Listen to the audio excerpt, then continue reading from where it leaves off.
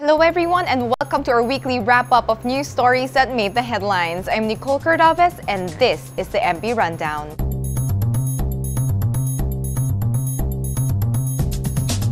The Manila Police District on Monday filed criminal complaints before the Department of Justice against Aegis Juris Fraternity member John Paul Solano and 17 others over the death of University of Santo Tomas Law freshman Horacio Tomas Atio Castillo III.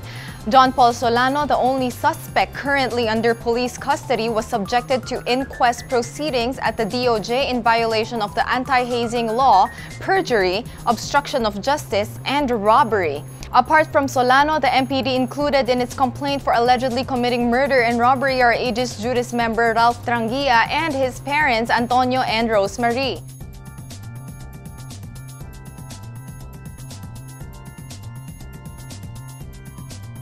Also included in the complaint are other unidentified suspects, including unidentified members of the Aegis Juris Fraternity and its sorority, Regina. Solano surrendered at the MPD last Friday, almost a week since the 22-year-old Aegis Juris neophyte died. But last Wednesday, the Department of Justice ordered the release of Solano as it sets to conduct a preliminary investigation against him and other respondents allegedly involved in the death of Castillo. But this doesn't mean that Solano is off the hook. The preliminary investigation that would be conducted would only mean that Solano would have the opportunity to file his answer. Before his departure from the MPD headquarters, Solano stated that he would tell the truth during the start of the preliminary investigations. He also assured everyone that he will shed light to what really happened to Castillo.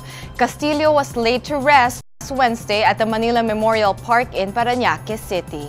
In related news, the House Committee on Justice approved on Wednesday a substitute bill penalizing persons involved in hazing with 20 years to life imprisonment. During its hearing, the House panel passed the revised Anti-Hazing Act, which seeks to prohibit hazing and to regulate other forms of initiation rights of fraternities, sororities, and other organizations. Before the approval of the substitute measure, Kabayan Party List Representative proposed that reclusion perpetua or life imprisonment be imposed against offenders if hazing results in death.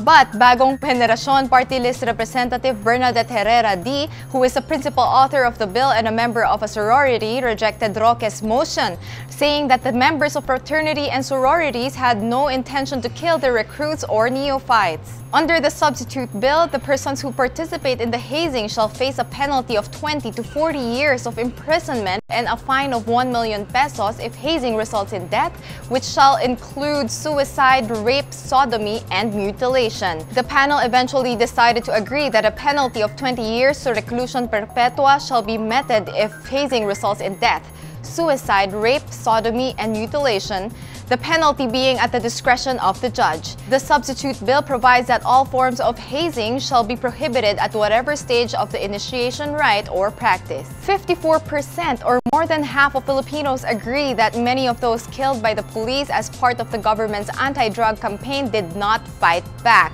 This was based on a special social weather station survey results. SWS particularly asked 1,200 respondents if they agree or disagree with the statement that many of those killed by the police in the anti-drug campaign did not really fight against the police. Also included in the survey results, almost half or 49% of the population believe that many of those killed by the police are not really drug pushers. Isolating the data in Metro Manila, 58% agree that many who have been killed were not drug pushers, followed by the Visayas region at 52% and the rest of Luzon at 48% and Mindanao at 45%.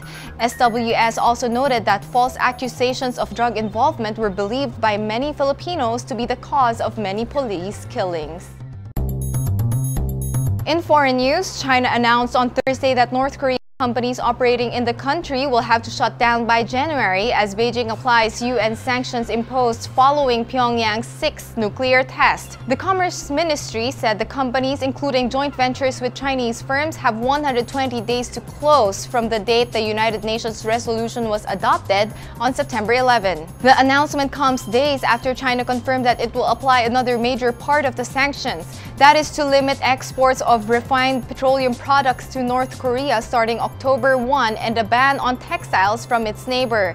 In August, China banned North Korean firms and individuals from establishing new companies in its territory following a separate set of sanctions. China's application of UN sanctions is particularly biting for North Korea. Beijing is Pyongyang's main ally and trading partner, responsible for around 90% of the nation's commerce.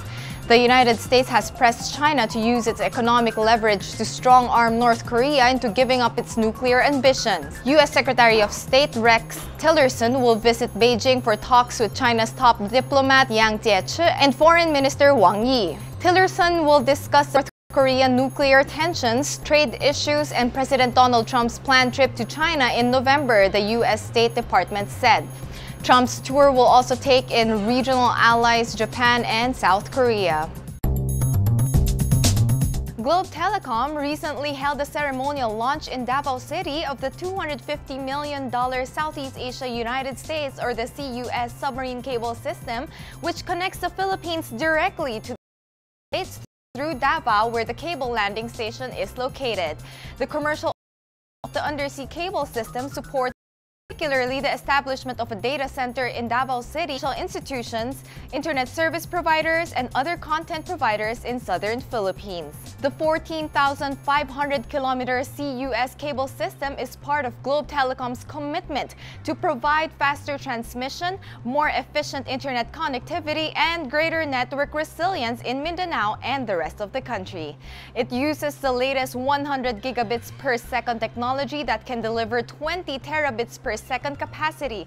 This capacity will address the continuing increase in bandwidth requirements of businesses in the country. When needed.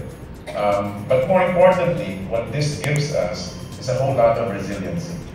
Resiliency in the sense that the majority of our cables today go through Hong Kong, Taiwan, Japan, and that's straight, even Malaysia sometimes. And that creates a lot of concentration. And if you remember what happened